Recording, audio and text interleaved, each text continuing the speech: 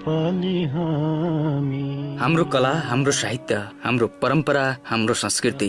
संस्कृति रहे पहिचान रहन्छ, पहिचान रहे हामी रहन्छौँ। नेपाली कला र साहित्यको उन्नयनका लागि हाम्रो अभियान कार्यक्रम कला साहित्य। दर्शकवृन्द नमस्कार। कार्यक्रम कला साहित्यको अर्को नयाँ बसाइमा यहाँहरूलाई हार्दिक स्वागत छ।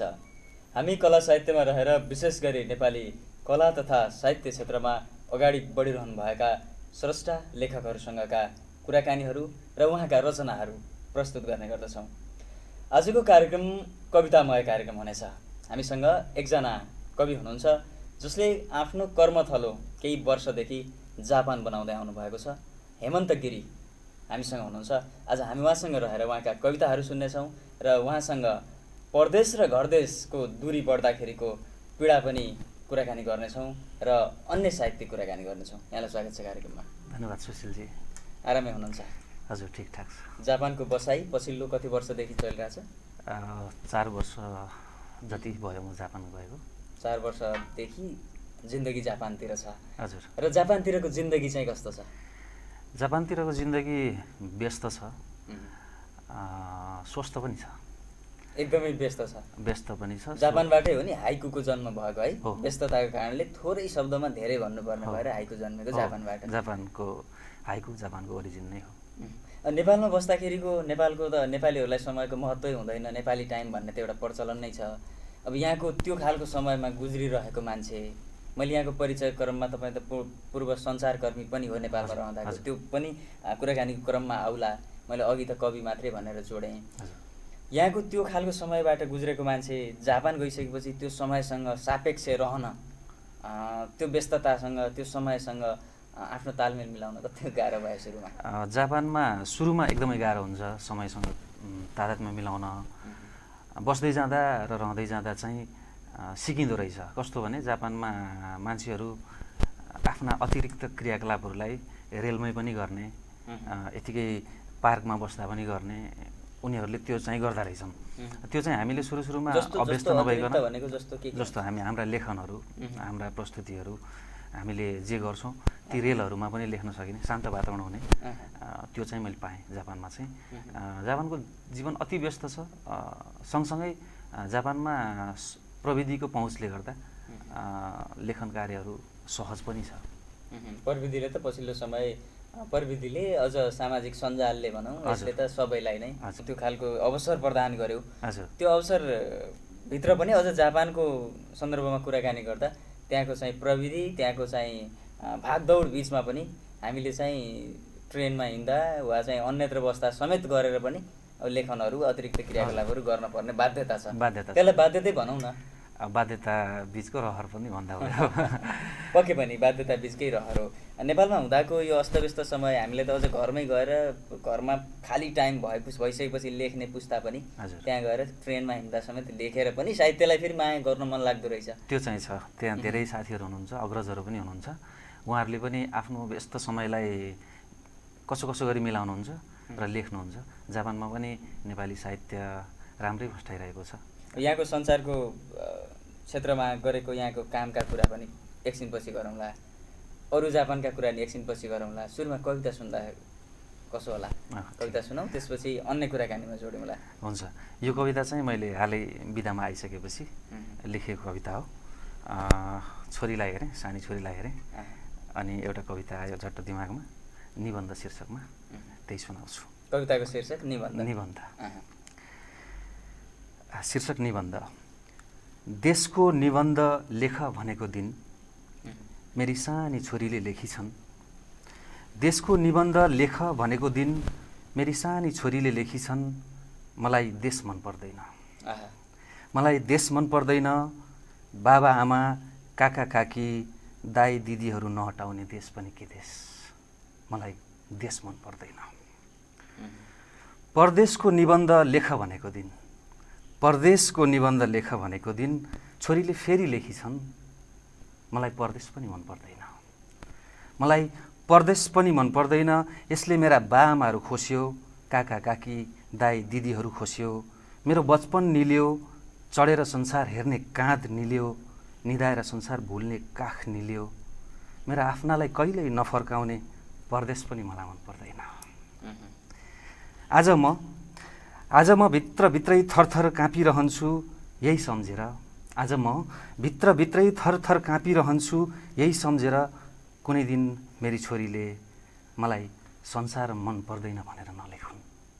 धन्यवाद। कति भयो यस्ता कविता लेख्न थालेको? करिब लेख्न त मैले 8-10 वर्ष अगाडिदेखि नै लेख्थेँ। अलि म चाहिँ प्रकाशनमा आएको सामाजिक सञ्जालको बढ्दो व्यापकतासँगै भनेपछि जापान गएपछि नै म अलि बढी लेखनमा देखिन थालेँ। हजुर त्यही नै। सञ्चार क्षेत्रको कुरा थियो अघि, तपाईँ सञ्चारकर्मी भएको कुरा पनि यहाँ जोड्नुपर्छ। हजुर। कति लामो सञ्चार कर्म रह्यो नेपालमा छँदा? मैले करिब 8 वर्ष सञ्चार क्षेत्रमा बिताएँ। 61 सालदेखि 3 FM सञ्चार कर्म सुरु गरेँ। त्यसपछि विभिन्न रेडियो स्टेसनहरूमा जोडिँदै गएँ र 2068 सालमा सञ्चार क्षेत्रबाट अलि टाढा भएँ। 68 सालसम्म त 61 देखि 68 सम्म तपाईँले यहाँको सञ्चारमा पनि काम गर्नुभएको छ। त्यो प्रसङ्ग आउँदा सँगसँगै यसलाई फेरि उतातिर लैजाउँ, जापानको सञ्चार प्रसङ्गकोमा पनि जाउँ। जस्तो नेपालमा तपाईँको 8 वर्षको लामो सञ्चार यात्रामा त नेपाली सञ्चार माध्यम, यसको चाहिँ गतिविधि, नेपाली सञ्चार माध्यमले गरिरहेका कर्महरू अनि सञ्चारकर्मीहरूले गरिरहेका कर्महरू, त्यसको सम्पूर्ण विवरण त तपाईँले जान्नुभयो र परदेश गएर पनि केही त्यो देख्ने अवसर पनि पक्कै पनि प्राप्त भयो। कतिको चाहिँ हामी विश्व सञ्चार माध्यमको कुरा गरौँ न, त्यो जापानले विश्व सञ्चार माध्यमलाई प्रतिनिधित्व गर्ला र नेपाली सञ्चार माध्यम विश्व सञ्चार माध्यमको तुलनामा कहाँनिर होला? मैले यो कुराहरू यस विषयलाई पनि विभिन्न समयमा विषय बनाएर लेख्ने गरेको छु, ससाना लेखहरू। मैले नेपालको सञ्चार माध्यमलाई बढी राजनीतिसँग निकट पाएको छु र विदेशतिर अब सायद विकसित देशहरू नीति बनाउने कुराहरूदेखि राजनीति गर्ने कुराहरूदेखि धेरै माथि उठिसकेका छन्। उनीहरूले मानिसहरूका दैनिक आवश्यकताका कुराहरूलाई अगाडि ल्याउँछन्, खाने पिउने रमाउने कुराहरूलाई सञ्चार क्षेत्रबाट प्रस्तुत गर्छन्। तर हाम्रोमा चाहिँ प्रायःजसो सञ्चार माध्यमहरूले चाहिँ पोलिटिक्सलाई नै अगाडि बढाउने, यहाँको हेडलाइन नै पोलिटिक्स हुने, पोलिटिक्स विभेद व्यथिति जे बिग्रेको छ ती कुराहरू बढी हाइलाइट। मैले जापानमा देखेको चाहिँ फ्र्याङ्कली भन्नुपर्छ, जापानमा टेलिभिजनहरू यति धेरै च्यानलहरू हुन्छ, त्यहाँ चाहिँ उनीहरूले के खाने, कहाँ घुम्न जाने बारे नै बढी देखाउँछन्। 80% कार्यक्रम तिनीहरूको त्यस्तो हुन्छ।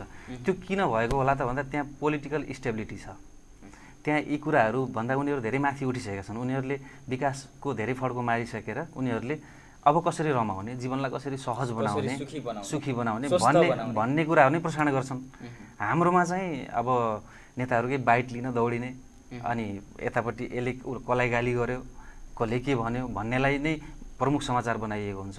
यहाँ पनि समाचार बनाउनु पर्ने कुराहरू अथवा खबर बनाउनु पर्ने, स्टोरी बनाउनु पर्ने कुराहरू थुप्रै छन् जस्तो लाग्छ अब आम मान्छेका दैनिक। तर चाहिँ अब यहाँको चाहिँ राजनीति स्थायी हुनु चाहिँ पर्दो रहेछ, राजनीति स्थायी हुनु पर्दो रहेछ।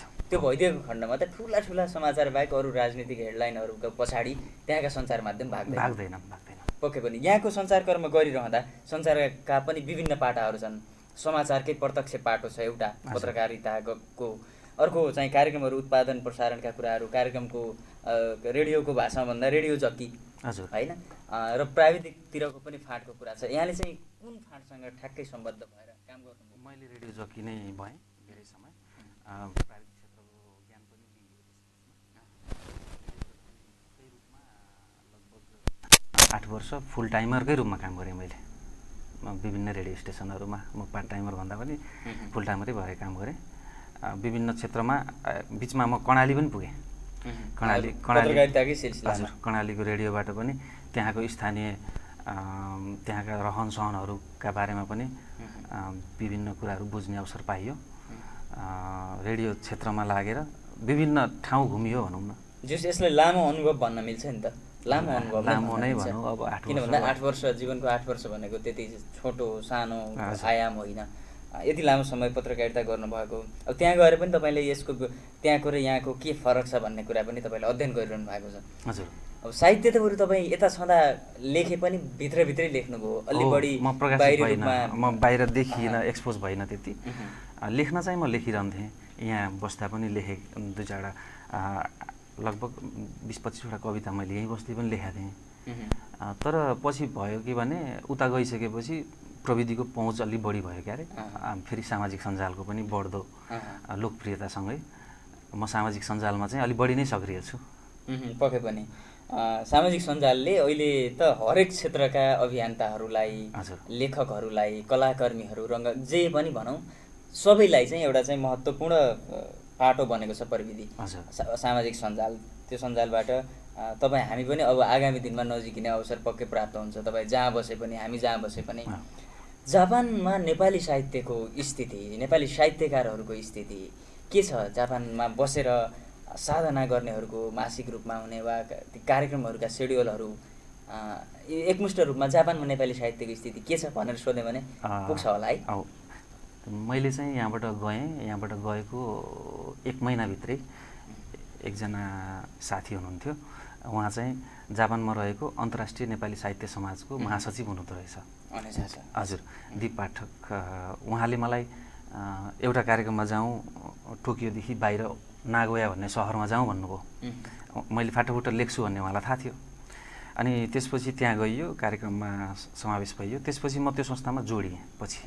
त्यो संस्थामा जोडिएपछि हामीहरूले अनेसासा मार्फत जापानमा विशेष गरी टोकियोमा कार्यक्रमहरू गरिरहेका हुन्छौँ। जस्तो हाम्रो त्रैमासिक कार्यक्रम रेगुलर नै हुन्छ, हाम्रो साहित्य श्रृङ्खला भनेर अनेसासाकै मातहतमा हुन्छ। अनि अब हामी लक्ष्मी जयन्ती, भानु जयन्तीमा विशेष कार्यक्रमहरू गर्ने गर्छौँ।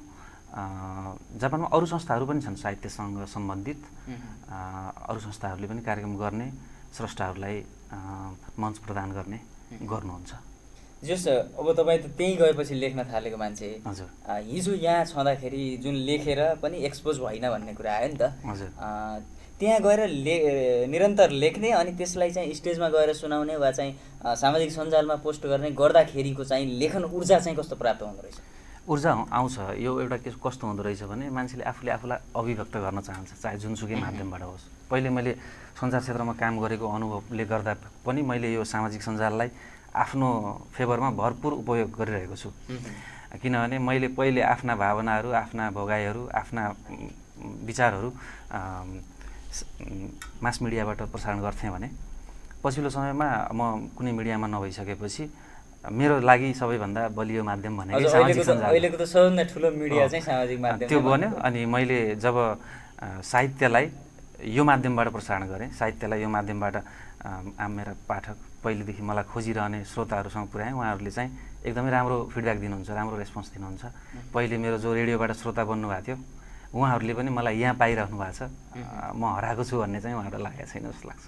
पक्कै पनि यहाँलाई यो अघिको यहाँले सुनाएको कविता सुनिसकेपछि यहाँको लेखनको स्तर मलाई पनि थाहा भयो। यहाँसँग मेरो परिचय पक्कै पनि आजै भएको होइन। कतिपय साहित्यिक वृत्तको कार्यक्रम चलाउनु भएको नाताले धेरै साहित्यकारहरूसँगको उहाँहरूलाई मैले पहिलेदेखि चिनेको हुन्छु।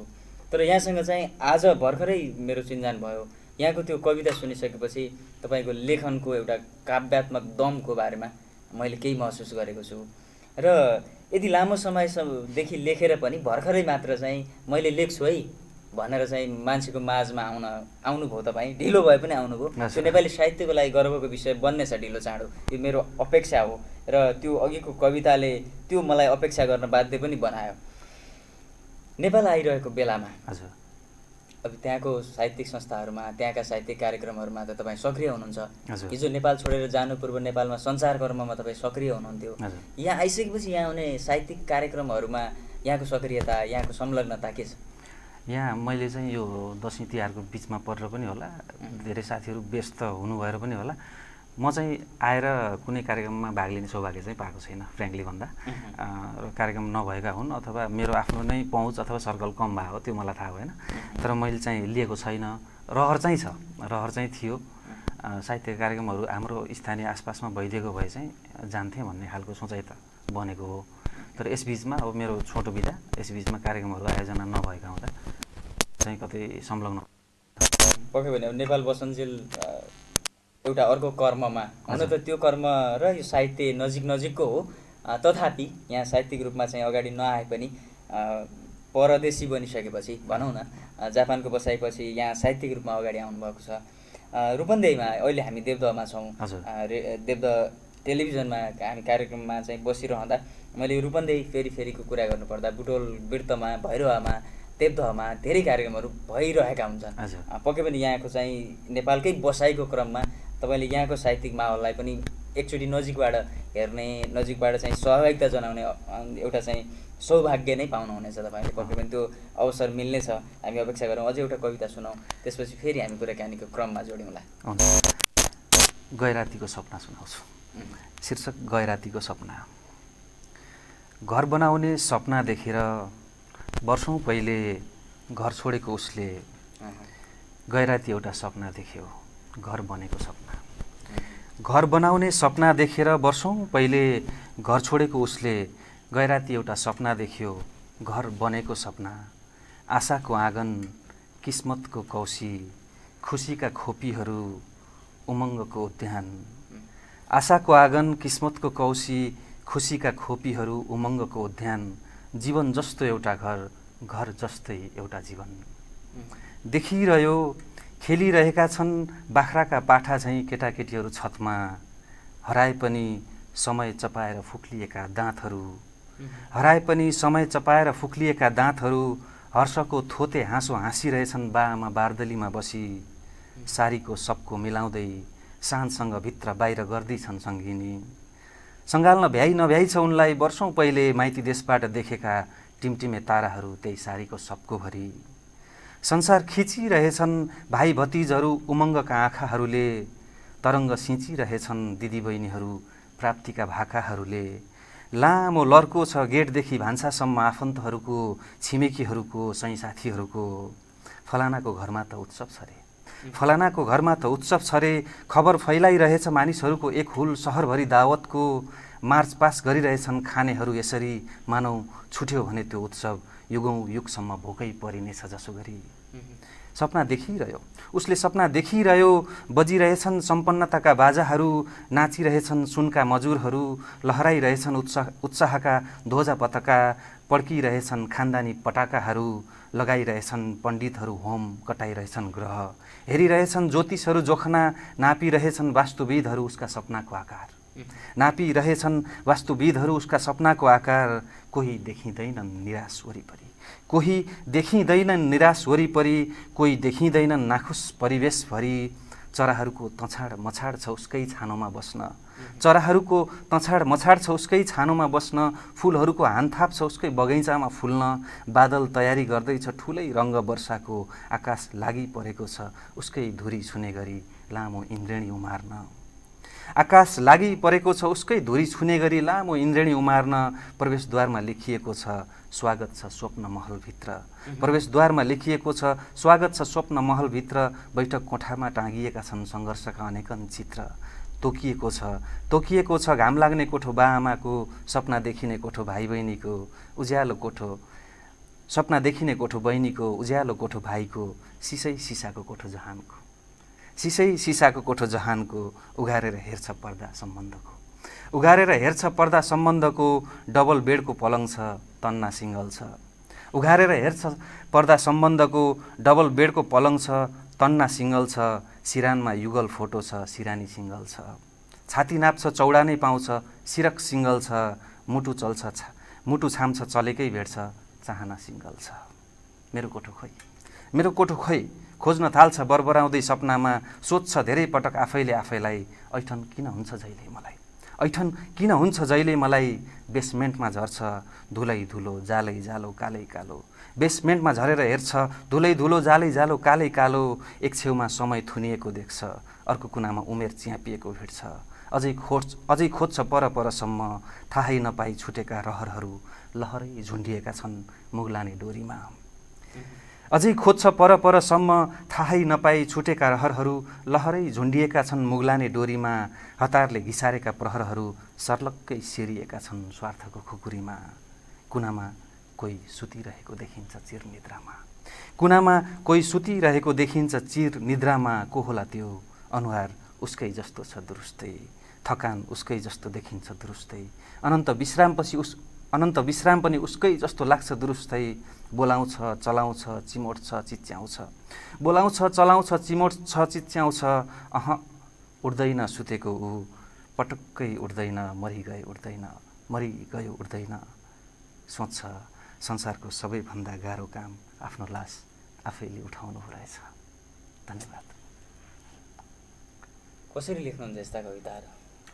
यो एउटा परदेशको, तपाईँ त जम्मा 4 वर्षको, परदेशको होइन, परदेशको त विषयवस्तु भावका कुरा त आफ्नो ठाउँमा छ, यति गहन रूपमा चाहिँ कसरी लेख्न सकिन्छ यति छोटो अवधिमा? हुन त 8 वर्षदेखि लेख्छेँ त भन्नुभयो, त्यो पनि काँचै लेखन थियो होला हिजोको त। परदेशले छिटो छोटो समयमा चाहिँ पाको बनाउँदो रहेछ लेखन। लगभग त्यसै भनौँ। अब पाको त म कति पुगेँ त्यो मैले अब आफूले दाबी गर्न मिल्दैन, तर परदेशको बसाइले भोगाइले चाहिँ यति धेरै कुराहरू सिकाउँदो रहेछ कि अब त्यो मैले के लेख्छु भन्ने कुरा मैले लेख्नुभन्दा अगाडि चाल पाउँदिनँ। लेख्दै जाँदाखेरि परदेशको त्यो भोगाइहरू यति जोडले ठोकिन आउँछन् दिमागमा, ती आइहाल्छन् शब्दहरूमा। सम्भवतः त्यही नै भाव, कहीँ कतै मै पोखिएको हुँ, कहीँ कतै मेरै साथीभाइ पोखिएका हुन् जस्तो। साँच्चीकै यहाँसँग यो कुराकानी गर्नुभन्दा पूर्व न यहाँलाई मैले पहिला चिनेको यथार्थ रूपमा कुरा गर्नुपर्दा, न यहाँका कुनै कृतिहरू देखेको, न यहाँको कुनै रचना पढेको।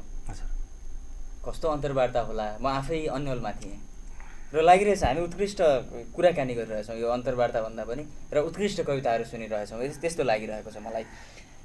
यति राम्रो कविताको सिर्जना तपाईँ त्यहाँ बसेर गरिरहनु भएको छ। यो परदेशको बसाइको अनुभव त मैले अघि सोधिसकेको छु, तर त्यो अनुभवभित्र अर्को बाध्यताको कुरा हुन त मैले अलिकति यो जापान अस्ट्रेलिया जस्ता विकसित मुलुकहरूमा जानेहरूलाई चाहिँ बाध्यता भन्दा नि रहरले हो कि भन्छु है धेरैलाई, मेरो आम धारणा। तपाईँ त्यो भएर मैले तपाईँको अगाडि पनि मैले यो भने, बढी गरेर खाडी मुलुक बाध्यताकै कारण कुनै सिप नभएर जानेहरूलाई अलि बढी बाध्यता, र यतातिर अहिले अघि मैले उल्लेख गरेको नामहरूका देशतिर केही बाध्यता र केही रहरसँगका मान्छेहरू छन् त्यता। अब तपाईँको के हो त्यो बाध्यतासँग परदेशमा चाहिँ पाएको दुःख, उनीहरूले सीमितताबाट हासिल गरेको सम्पन्नता र हामीले असीमित साधन स्रोत हुँदा पनि फेरि पाइरहेको विपन्नता, यसको मूल्याङ्कन पनि पक्कै पनि गर्नुभयो। तपाईँ त अझ यहाँको चाहिँ एउटा सञ्चार क्षेत्रमा बसेर लामो समय देशलाई एउटा पृथक आँखाबाट हेरेको मान्छे हो, के लाग्छ? यसमा म्यानेजमेन्टको कुरा छ सर। यो कस्तो हुँदो रहेछ भने समय हामीसँग छ। म पनि 4 वर्ष अगाडि नेपालमा बस्दाखेरि कसरी हिँडेँ, कसरी चलेँ, त्यो मैले आफ्नो ऐना पनि हेर्छु कहिलेकाहीँ। हामीले समय म्यानेज गर्न जान्दैनौँ सबभन्दा पहिलो कुरा। अनि हामीले समय मात्र नभएर हामीसँग स्रोत पनि जो छ त्यो पनि म्यानेज गर्न, स्रोत भनेको आर्थिक पनि हुन्छ, अरू भौतिक कुराहरू पनि हुने भए तिनलाई म्यानेज गर्न, तिनलाई चलाउन नजान्ने, हाम्रो चलाउन जान्दै पनि व्यवस्था गर्ने खालको हाम्रो नेचर छ प्राय हामी सबै नेपालीको। जस्तो म उता हुँदा र यहाँ आएपछि म आफै नै चेन्ज हुन्छु। अब मैले मेरो कुरा मात्रै गरेर उदाहरण दिउँ भने पनि म उता जुन सिस्टमले चल्छु त्यो सिस्टमले म यहाँ आएपछि चल्न खोज्दिनँ, किनभने कोही चलेको छैन के अरे म मात्रै किन चल्नु भन्ने टाइपले सोच्दो रहेछु। अनि त्यो हिसाबले हेर्दाखेरि चाहिँ हामीहरूसँग अथाह हामीसँग सम्भावना पनि छन्। फेरि यस्तो देश हो यो, यति साधन स्रोत सम्पन्न देश हो, यहाँ गर्न चाहने हो भने, यति उर्वर देश हो, यति कला संस्कृतिको धनी देश हो, यहाँ गर्न चाहने हो भनेर फेरि मिडियाको विकास पनि त्यही किसिमले भइरहेछ पछिल्लो समयमा। आफू पोखिने ठाउँ पनि मान्छेले पाइरहेकै छ, प्लेटफर्महरू पाइरहेकै छ, तर मात्रै के छ भने समयको म्यानेजमेन्ट छैन। हामी उत्पादनमा पनि अलिक कमै लाग्यौँ कि हाम्रो माटोले यो गर भनेको कुराहरू गर्न सकेनौँ कि, त्यस्तो लाग्छ मलाई पनि। हामीसँग त धेरै आयाम, धेरै सम्भावनाका चाहिँ आयामहरू छन् नि त।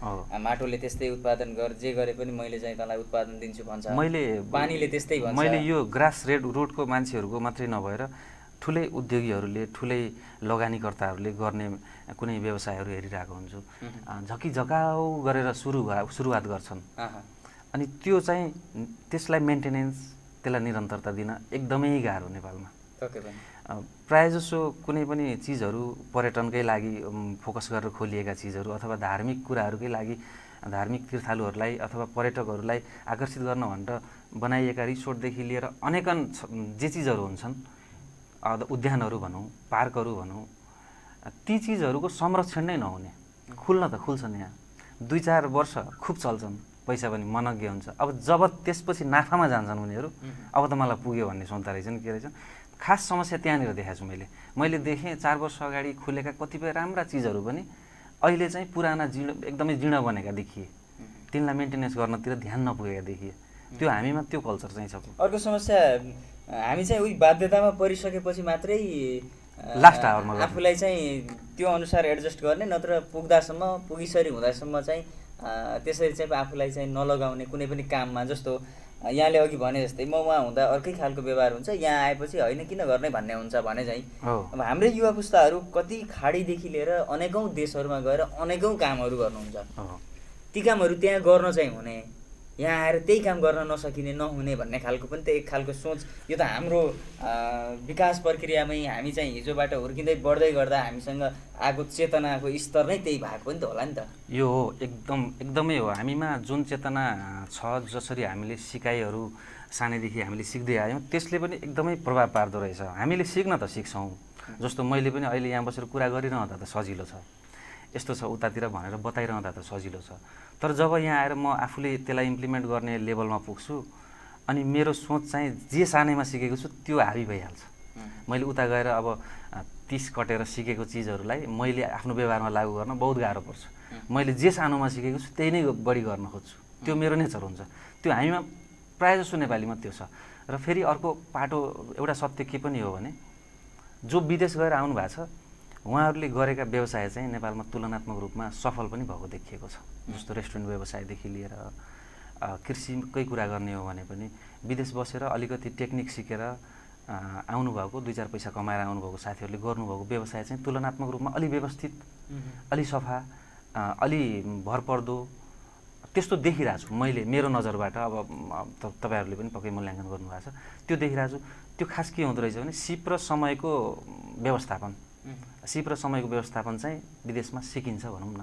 अब जस केन्द्रीकृत रूपमा राष्ट्रिय रूपमा चाहिँ एउटा नीतिगत कुरा पनि महत्त्वपूर्ण कुरा हो। जस्तो सरकारकै कुरा, राजनीतिको स्थिरताको कुरा, यावत कुरा पनि देश समृद्ध बन्न, देश आत्मनिर्भर बन्नका निमित्त महत्त्वपूर्ण कुराहरू हुन्। अब जापानमा साहित्यको स्थिति त मैले सोधिसकेँ, कार्यक्रमहरू यसरी हुन्छन् भन्ने भयो। हजुर। अब नेपालको बारेमा त नेपालमा साहित्य कसरी लेखिरहेछन् भन्ने त तपाईँ त्यहीँ बसे पनि हेरिरहनु भएको छ नि त। सामाजिक सञ्जालमा म अलि बढी पोखिन थालेको छु भनिसकेपछि त त्यहाँ अरूले पोखेका कुराहरू नै हेरिरहनु भएको छ। अनि जापान मात्रै नभएर अन्य देशमा बसेर लेख्नेहरूले लेखेको डायस्पोरिक रचनाहरू पनि हेरिरहनु भएको छ यहाँले। र नेपालको पछिल्लो समयको साहित्यिक स्थिति त्यहाँबाट अवलोकन गर्दा विधागत रूपमै कुरा गर्ने भने कविताको कुरा गरौँ, हजुर, समग्रतामा कुरा गर्दा साहित्यकै कुरा गरौँ, दुईवटा कुरा गरौँ। कविताको कस्तो पाउनु भएको छ 4 वर्षदेखिको तपाईँले सुरुवात गर्दाखेरिबाट अहिले 4 वर्ष पछिसम्मकै? मैले मेरो नजरबाट हेर्दा चाहिँ कवितामा उत्साह देख्छु। प्रायःजसो नयाँ जो कविता लेख्न उत्सुक हुनुहुन्छ उहाँहरूमा चाहिँ पछिल्लो पुस्ताका चर्चित कविहरू जो देश विदेश पनि गइरहनु भएको छ, उहाँहरूको देश विदेश भ्रमणले, उहाँहरूको लोकप्रियताले गर्दा पनि नयाँ पुस्तामा, नयाँ लेख्छु भन्ने चाहना हुने पुस्तामा एक किसिमको उत्साह थपिएको चाहिँ देख्छु। नयाँ पुस्ताको धेरै कविहरू जो एकदमै धेरै चर्चाको शिखरमा पनि पुगिसक्नु भएको छ। मैले चाहिँ समग्रमा हेर्दा उत्साहजनक नै पाउँछु। सँगसँगै अर्को मनन गर्नुपर्ने कुरा के पनि हो भने मौलिकता चाहिँ कता कता पहिले भन्दा हराएको हो कि जस्तो चाहिँ देखिन्छ। अब मौलिकताका कुराहरूमा भाषाका कुरादेखि लिएर हाम्रो आफ्नो भोगाइका कुराहरूदेखि लिएर प्रायःजसो व्यावसायिक भएको कि जस्तो लाग्छ। व्यावसायिक त हुनुपर्ने तर मौलिकता गुमाएर व्यावसायिक भएको कि जस्तो पनि लाग्ने। अनि अर्को पाटो मैले अलिकति म आफू अलि बढी नै साधारण लेख्ने भएर होला साहित्यलाई अलि धेरै नै भास्ट बनाउनतिर लागेको हो कि भन्ने पनि लाग्छ कता कता। मलाई अप्ठ्यारो शब्दहरू हालेर नबुझ्ने बनायो भने खतरा साहित्य हुन्छ भन्ने त्यो प्रवृत्ति चाहिँ मैले अलि देख्छु प्रायमा। मेरो आफ्नो बुझाइ अनुसार त साहित्य भनेको त लेख्न नजानेकोले बुझ्ने हो, बोल्न नजानेकोले बुझ्ने हो, आफ्नो कुरा भन्न नजानेकोले बुझ्ने हो हुनुपर्छ भन्ने मेरो सामान्य मानिसले, जसले लेख्न जान्दैन भन्न जान्दैन उसले त बुझ्नु पर्यो। त्यो अभिव्यक्ति हो भन्ने लाग्छ मलाई मेरो नजरबाट हेर्दा। अब कुनै समय मदन रमुनाले आफ्ना कुरा लेख्न सक्दैनथे, अब कसैले लेखिदिए। मदन रमुनाको जस्ता त कति कथाहरू छन् समाजमा, ती अहिले पनि निकाल्न सकिन्छ। त्यतातिर चाहिँ अलि कम ध्यान पुगेको हो कि कथाहरू निकाल्न। हाम्रो समाज राजनीतिक व्यवस्थाहरू परिवर्तन भए पनि समाजको भित्री पाटोहरू त एकदमै जर्जर अवस्थामा अहिले पनि छ। त्यहाँभित्र साहित्य पुग्न नसकेको हो कि साहित्यहरू प्रायःजसो यस्तै मञ्चहरूमा दुई चारवटा रमाउने। कुर्सीहरूमा मालाहरूमा मात्रै तालीहरूमा। रमाइरहेको हो कि जस्तो चाहिँ मैले फिल गर्छु। त्यो चाहिँ त्यहाँ बसेर हेर्दा पनि त्यो फिल हुन्छ। त्यो फिल हुन्छ मलाई चाहिँ। त्यहाँ बस्ने स्रष्टाहरूको चाहिँ एउटा चाहिँ धारणा के छ नेपाली साहित्यको उन्नयनका लागि? जस्तो यी कुराहरू, जुन कुराहरू साँच्चीकै भित्री कुराहरू, भोगाइका कुराहरू, हाम्रा यथार्थहरू बाहिर ल्याउनु पर्यो भन्ने विषयमा केही तपाईँहरू त्यहाँ जुट्दाकै बखतमा पनि केही हामीहरूको कस्तो हुन्छ भने त्यहाँ बस्दा चाहिँ हामीहरू एउटा यस्तो परिधिभित्र बाँचेका हुन्छौँ कि हामी त्यसभन्दा माथि उठेर सोच्नै सक्दैनौँ। हामीहरूले लेख्ने प्रायःजसो कविता रचनाहरू पनि हाम्रै आफ्नै पीडा, परदेशी हुनुका पीडा, आमा बुवा बच्चाहरूबाट टाढा हुनुका पीडा मात्रै झल्किने, त्योभन्दा माथि उठेर समाजका कुरा मान्छेहरू धेरै भएको कारणले गर्दा त्यो पीडा नै आम पीडा बनिदियो। अनि त्यसबाट माथि उठेर समाजका कुरा लेखौँ, देशका कुरा लेखौँ, अथवा कुनै क्रान्तिकै कुरा लेखौँ, परिवर्तनकै कुरा लेखौँ भन्नको लागि चाहिँ अलिक बेसरी नै सोच्नुपर्ने हुन्छ। त्यो समय पनि अलिक कम हुने। त्यो सोच्न थाल्यो भने फेरि त्यहाँको चाहिँ त्यो व्यस्तताको त्यो दैनिकीसँग सामञ्जस्यता पनि त फेरि कायम गर्नै पर्यो। त्यो चाहिँ हामीहरूले प्रयास त गरिरहेका हुन्छौँ, कताबाट छौँ, कताबाट देशको सामाजिक पाटोलाई पनि छोएर लेखौँ भन्ने प्रयास त गरिरहेको। एउटा परदेशी भएर विदेशमा पनि विभिन्न बाध्यात्मक परिस्थितिबाट, मैले भन्न त अघि भने कति भन्न हुने हो कति नहुने हो, अलि विकसित देशहरूमा अहिले पछिल्लो समय त पढ्नैको लागि भनेर ट्रेन नै सुरु भयो। एकदम यहाँ चाहिँ धनी वर्गका परिवारका छोराछोरीहरू पनि उतै जाने होडबाजीमै भनेपछि त्यसलाई बाध्यता भन्ने कि रहर भन्ने, यही कारणले गर्दा केही बाध्यता अलि बढी रहर हो कि भन्छु मैले। अब जेसुकै भनौँ, एक हिसाबले पैसा कमाउन रोजगार गर्न गएको मान्छे यहाँका विभिन्न चाहिँ सामाजिक अभियन्ताहरूदेखि लिएर अहिले त युट्युबरहरूले चाहिँ एकदमै दुःख पाएका व्यक्तित्वहरूका भिडियोहरू बनाएर होस्, या अब ती साहित्यकारलाई यहाँदेखि त्यहाँ लैजाने चाहिँ व्यवस्थापनका कुराहरू होस्, या त्यो परदेशीलाई चाहिँ हरेकले चाहिँ दुहुनो गाई सम्झिने खालको एउटा चाहिँ प्रवृत्ति छ नि त। यो एक हिसाबले युट्युबरले पनि ल सहयोग गरिदिनु पर्यो भनेर चाहिँ एउटा चाहिँ दुखी मान्छेको कथा बनाएको छ, अर्कोले अर्को बनाएको छ, त्यो पठाएको छ। तपाईँहरू यहाँबाट साहित्यको उन्नयनका निमित्त भनेर ठुलो मान्छे साहित्यकारलाई लैजानुहुन्छ, त्यसलाई पनि तपाईँहरूकै पारिश्रमिकबाट केही कटाएरै दिने हो। यो खालको परिस्थिति सिर्जना हुँदाखेरि त परदेशी बनिरहनु पर्दाको अवस्थामा कस्तो फिल हुन्छ? मैले यसको जवाफ कविताबाट दिउँ? पक्कै पनि मैले भन्नेवाला पनि थिएँ, यो कुरा शाब्दिक रूपमा आएको भए यसपछि हामी कवितामा जाँदै थियौँ। मैले यसको जवाफ कविताबाट दिन्छु, त्यसपछि केही जोडौँला। शीर्षक पठाइदे। बाबा भन्नुहुन्छ काँध पाटियो केटा पैसा पठाइदे। बाबा भन्नुहुन्छ काँध पाटियो केटा पैसा पठाइदे। सङ्गिनी भन्छन् अब घर बनाएर छुट्टै बस्नुपर्छ। सङ्गिनी भन्छन् अब घर बनाएर छुट्टै बस्नुपर्छ। जे पठाउने हो छुट्टै पठाइसियोस्। भाइ भन्छ अति भोदाई। भाइ भन्छ अति भोदाई। संसार खिच्छु क्यामेरा पठाइदे। बहिनी भन्छे लाजको मर्नु भो दादा, मेख मार्ने मोबाइल पठाइदिनुहोस्। यो कविता मैले कतै सुनेको छु, तपाईँलाई रोकेँ मैले बिचमा, फेरि सुरुबाट पढ्न पठाउँछु। मैले अघि यहाँसँग चिन्जानै छैन, पढिनँ त भने, मैले तपाईँको नाम याद नगरेको रहेछु। अहिले तपाईँले कविता पढ्दै गर्दा मैले एकपटक यो कविता पढेको छु। यो पनि बडो संयोग भयो यसरी सुन्न पाउँदा। त्यो पढेको कविता फेरि सुरुबाट सुनाउँ यो कविता। हस्, पठाइदिए। बाबा भन्नुहुन्छ काँध पाटियो केटा पैसा पठाइदे। सङ्गिनी भन्छन् अब घर बनाएर छुट्टै बस्नुपर्छ। जे पठाउने हो छुट्टै पठाइसियोस्। भाइ भन्छ अति भोदाई। संसार खिच्छु क्यामेरा पठाइदे। बहिनी भन्छे लाजको मर्नु भो दादा, मेख मार्ने मोबाइल पठाइदिनुहोस्। कहिलेकाहीँ दिदीले सुनाउनुहुन्छ, कहिलेकाहीँ दिदीले सुनाउनुहुन्छ भिनाजुको नाडीमा राम्रो घडी छैन, जोरीपारीमा इज्जतै जोगिन्न। दाइले सिधै भन्नुहुन्न, दाइले सिधै भन्नुहुन्न बिजनेस गर्न लगानी पुगेको छैन, यो शिर आजसम्म अन्त झुकेको छैन। भाउजू झन् आश नै गर्नुहुन्न, भाउजू झन् आश नै गर्नुहुन्न, हामीलाई त के नै पो पठाउँथे ठुलाबडा देवरले। भाउजू झन् आश नै गर्नुहुन्न, हामीलाई त के नै पो पठाउँथे ठुलाबडा देवरले। साथीहरू भन्छन् के नै पो पठाउलास् र त जस्तो चुइयाले, अरू छोड दुई चारवटा कालो बोतल पठाइदे।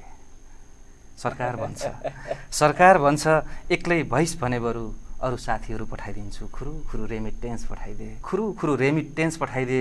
महत्त्वकाङ्क्षीहरू भन्छन् हामी माथि पुग्ने सिँढी बनिदे, अलिकति समाजसेवा पठाइदे। महत्त्वकाङ्क्षीहरू भन्छन् हामी माथि पुग्ने सिँढी बनिदे, अलिकति समाजसेवा पठाइदे।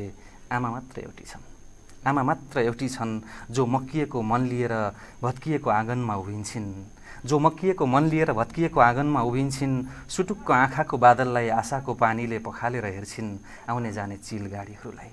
आमा मात्र एउटी छिन् जो मक्किएको मन लिएर भत्किएको आँगनमा उभिन्छन्। सुटुक्क आँखाको बादललाई आशाको पानीले पखालेर हेर्छिन् आउने जाने चिलगाडीहरूलाई र चुप्पी साँधेर भन्छन् ईश्वर हे मेरो सानैलाई छिट्टै घर पठाइदिए। आहा, मैले अघि पनि उल्लेख गरेँ यो कविता मैले कतैबाट सेयर हुँदै हुँदै पढिसकेको छु। अब यो कविता चाहिँ मैले लेखेका कविताहरूमा अलि बढी नै सेयर भएको कविता हो यो। तपाईँको नाम मैले याद नगरेको रहेछु। हामी एक प्रकारको कविता शब्दको अक्षरको मार्फत चाहिँ जोडिएका रहेछौँ। हजुर, यो कविता सुनिसकेपछि मलाई त्यो लेख्ने मान्छे कस्तो लेख्यो, साँच्चीकै लेख्यो भन्ने लागेको थियो। एउटा प्रश्नको जवाब स्वरूप तपाईँले जोड्नु भएको थियो। पक्कै पनि अब विदेशमा बस्नेहरूसँग यिनै बाध्यताहरू हुन्छन्। मैले यो कविता लेखेर अलिकति गाली पनि खाएको हो। अब गाली भन्दा पनि एक किसिमको किन यस्तो लेखे, अब परिवारलाई त परिवार आफन्त उनीहरूले त हो विदेश बसेकाहरूसँग आश गर्ने भन्ने टाइपको परिवारहरूले चित्त दुखाउनुहुन्छ नि, यस्तो त नलेखाए भए हुन्थ्यो भन्ने। तर आम रूपमा चाहिँ यो तर यो एउटा बाध्यता हो, यो लेख्नै पर्ने कुरा हो, नलेखी हुन्न। किनभने विदेशको पीडा आफू नमरी स्वर्ग देखिन्न भने जस्तै हो। त्यहाँको पीडा हामीले के गरेर कसलाई खुसी पार्नुपर्छ भन्ने पीडा हामीले मात्रै भएका हुन्छौँ विदेश बस्नेले। फेरि विदेश बस्नेबाट धेरै अपेक्षाहरू पनि हुन्छन्। अब विशेष गरी त अझ तपाईँले भन्नुभयो जस्तै जापान, अस्ट्रेलिया, अमेरिका बस्नेहरूसँग अझै ठुला अपेक्षा हुन्छन्। किनभने ती विकसित देश हुन्, त्यहाँको कमाइ पनि अलिक बढी हुन्छ भन्ने नजरबाट हेरिन्छ। त्यो हिसाबले अझ मैले खाडी हुने साथीहरूलाई त झन् के बित्दो हो भन्नेसम्म सोच्छु। उहाँहरूलाई पनि अपेक्षा त हुन्छन्, उहाँहरूका पनि पक्कै पनि घर परिवार साथीभाइबाट अपेक्षा हुन्छन्। त्यो भएर यो कविता चाहिँ मेरो दिमागमा आयो, साथीहरूका पीडा लेख्नुपर्छ। यो त एउटा समस्या मात्रै भयो, त्यहाँ बस्दाखेरिको भावनात्मक सङ्कटको त कुरै नगरौँ। हो, भावनात्मक सङ्कट, देशप्रतिको माटोप्रतिको प्रेमको कुरा, त्यो छुटाइको एउटा विद्रूप चाहिँ एउटा भोगाइ हुन्छ नि त। त्यसपछिको परिवारसँगको अनि साथीभाइसँगका चाहिँ ती हिजोका यादहरू, त्यसको चाहिँ भावनात्मक असर त झन् यो लेखेरै नसकिने खालको असर हुन्छ। सायद तिनै असरहरूले पनि यो अक्षरहरूलाई अलिक बढी चाहिँ सिर्जना गरेका हुन् कि। मैले यो कुरा चाहिँ नढाँटी भन्नुपर्छ। मान्छेले आफूलाई अभिव्यक्त त्यति बेला मात्रै गर्न खोज्दो रहेछ जति बेला ऊ बढी पीडामा हुन्छ। खुसीमा पनि हुन त अभिव्यक्तिहरू हुन्छन्, खुसीका अभिव्यक्ति, खुसीका गीत लेखिएका छन्, खुसीका कविता पनि लेखिएका छन्। तर जति विरहका लेखिएका छन्, जति वियोगका लेखिएका छन्, त्यति अलि लेखिएका छैन। त्यो कारण के रहेछ भने मान्छेले आफूलाई आफ्नो चित्कार अथवा आफ्ना वरिपरिका मान्छेहरूका, परिवेशका मान्छेहरूका चित्कारहरू प्रस्तुत गर्नको लागि कुनै न कुनै माध्यम रोज्दो रहेछ, त्यसमा साहित्यले सहयोग गर्दो रहेछ भन्ने चाहिँ अहिले विदेश गएपछि म आफूले भोगिरहेको छु। मैले त्यसै कारण जापान गएपछि अलि बढी लेखेँ, अलि बढी सामाजिक सञ्जालहरूमा प्रकाशित गरेँ। हामी यो प्रविधिको युगमा छौँ, सामाजिक सञ्जालहरूको चरम उत्कर्षको युगमा छौँ। मैले अघि सुरुवातमा कस्तो मान्छे होला, म कस्तो मान्छेसँग चाहिँ आज कुराकानी गर्दैछु, कुन स्तरका कविता लेख्ने मान्छे हो भन्ने थाहा नभइकन यो कुराकानी सुरु गर्दा गर्दै हामी अन्तिम आउँदा तपाईँले सुनाएको कविता, त्यो पनि मेरै प्रश्नमाथि तपाईँले उत्तर स्वरूप सुनाउनु भएको कविता मैले धेरै पहिला सुनिसकेको रहेछु, पढिसकेको रहेछु। यो पनि एउटा सामाजिक सञ्जालको विकासले नै भएको। एक्ज्याक्टली। र तपाईँ जस्तो यतिको लेख्ने, हुन त मैले मेरो कार्यक्रममा आएको अतिथिलाई प्रशंसा नै गर्नुपर्ने होला, त्यो एउटा छुट्टै बाध्यता होला। तर त्यो बाध्यताभन्दा माथि उठेर तपाईँ मेरो कार्यक्रममा आएको नाताले मात्रै होइन, तपाईँको अक्षरको यो खेती हेर्दाखेरि, यो काव्यको चाहिँ सिर्जना हेर्दाखेरि तपाईँ निरन्तर नेपाली साहित्यको चाहिँ काव्यिक यात्रामा लागिरहनुहोस् भन्ने मेरो चाहिँ एउटा आशा भयो, मेरो अपेक्षा भयो र त्यसको लागि तपाईँलाई अग्रिम शुभकामना पनि दिएँ। धन्यवाद सर। कति छ नेपालको बसाइ? अब 20 दिन जति होला। 20 दिन जति छ। दसैँ तिहार यसपटक देशमै मनाउन पाइयो। हजुर। र अब 20 दिनपछि फेरि केही समयको लागि परदेश नै जानु छ? जानै पर्छ। तर साहित्यिक साधना निरन्तर रहनेछ जहाँ भए पनि। म चाहिँ प्रयास त गरिरहेकै छु। अब जापानमा बसेर सबैभन्दा पनि नभनौँ, धेरै नै कलम चलाउने मध्ये म पनि पर्छु। अझै एउटा कविता अन्तिममा सुनौँ, हामी अन्तिममा छौँ। त्यसपछि केही एउटा फेरि बिट मार्ने चाहिँ कुराकानी गरेर छुट्याउँला। देशकै बारेमा लेखेको छु, एउटा सुनाऊ। सिंहदरबार क्याफे। एउटा रेस्टुरेन्ट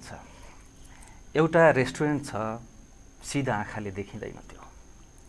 एउटा रेस्टुरेन्ट छ, सिधा आँखाले देखिँदैन त्यो। सोझो मुखले खाइँदैन त्यहाँ। बाङ्गा आँखा, बाङ्गो मुख, बाङ्गा हात अनि बाङ्गो नियत। बाङ्गा आँखा, बाङ्गो मुख, बाङ्गा हात अनि बाङ्गो नियत। यति भए तपाईँ त्यहाँको नियमित ग्राहक।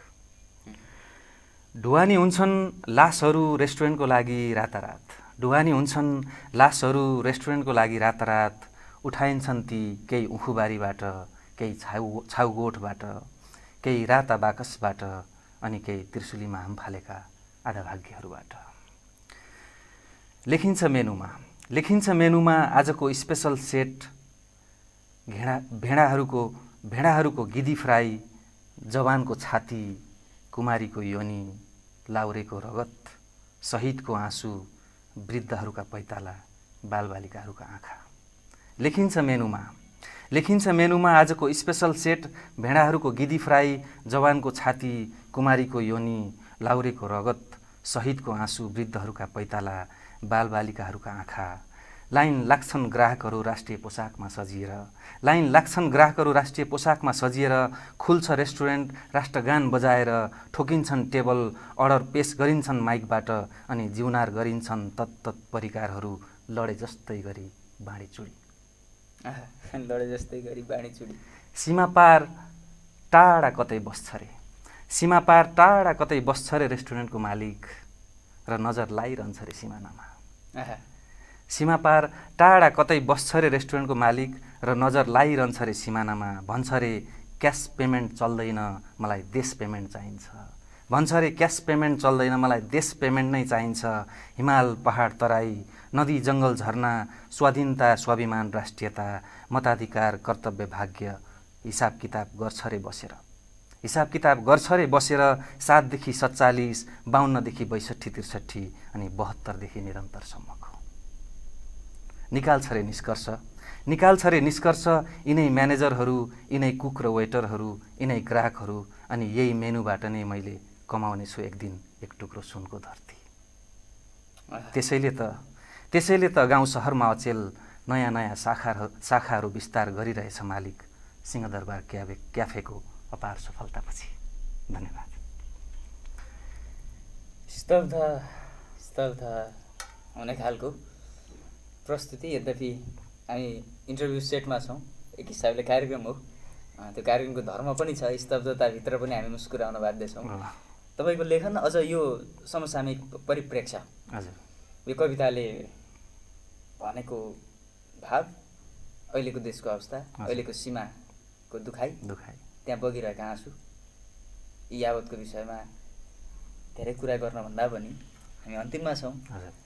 अब छुट्टीमा आउनुभएको मान्छे कुनै सम्पर्कबाट म थानेश्वर लम्साललाई धेरै धन्यवाद व्यक्त गर्छु। उहाँले यो चाँजो पाँजो मिलाइदिनु भयो। अरू धेरै कुराकानी नगरौँ होला। तपाईँको अन्तिम कविता, त्यस अघिका अझ सुरुवातको कविता पनि छोरीको कविता, निबन्ध शीर्षकको, एउटा भाव विभोल बनाउने स्थितिमा तपाईँको कलमहरू यसरी नै निरन्तर दौडिरहन् मेरो शुभकामना। र यो समय यी कविताहरू र यी कुराकानी सबैलाई धन्यवाद। यहाँलाई पनि धन्यवाद, विशेष गरी थानेश्वरजीलाई धेरै धेरै धन्यवाद। उहाँले मलाई खोजेर यहाँसम्म, सुशीलजीको अगाडिसम्म ल्याइदिनु भयो। यो मेरो अहभाग्य हो। म सायद जीवनमा पहिलोपटक कुनै टेलिभिजन इन्टरभ्यू फेस गर्दैछु र म अलिकति नर्भस जस्तो पनि भएँ। विशेष गरी म अलिक भावुक कविताहरू लेख्ने भएकोले पनि अब होला, अब म भावनामा बगिहाल्छु। जे होस्, एकदमै खुसी भएँ। म मेरो श्रोता दर्शकहरूसँग पोखिन पाएँ। यो प्लेटफर्मको लागि, यो मौकाको लागि यहाँहरूप्रति एकदमै हृदयदेखि आभारी छु। दर्शकबिन, आज हामीले यति बेर कला साहित्यमा रहेर कुराकानी गऱ्यौँ र कविताहरू सुन्यौँ। एउटा नौजवान जसले आफ्नो ऊर्जा परदेशी भूमिमा व्यतीत गरिरहेको छ र त्यहीँ बसेर देशको सम्झनामा निरन्तर लेखिरहेको छ कविताहरू। तपाईँले उहाँका कविताहरू पनि सुन्नुभयो। आजको कार्यक्रम यहाँहरूलाई कस्तो लाग्यो? जस्तो लाग्छ त्यस्तै सल्लाह सुझाव हामीलाई सम्प्रेषण गर्न नबिर्सनुहोला। आजलाई कार्यक्रमको निर्धारित समय सकिएको छ। हेर्दै रहनुहोला देवद्वार टेलिभिजन। आज्ञा दिनुहोस्। नमस्कार। हाम्रो कला, हाम्रो साहित्य, हाम्रो परम्परा, हाम्रो संस्कृति रहे पहिचान रहन्छ, पहिचान रहे हामी रहन्छौँ। नेपाली कला र साहित्यको उन्नयनका लागि हाम्रो अभियान कार्यक्रम कला साहित्य।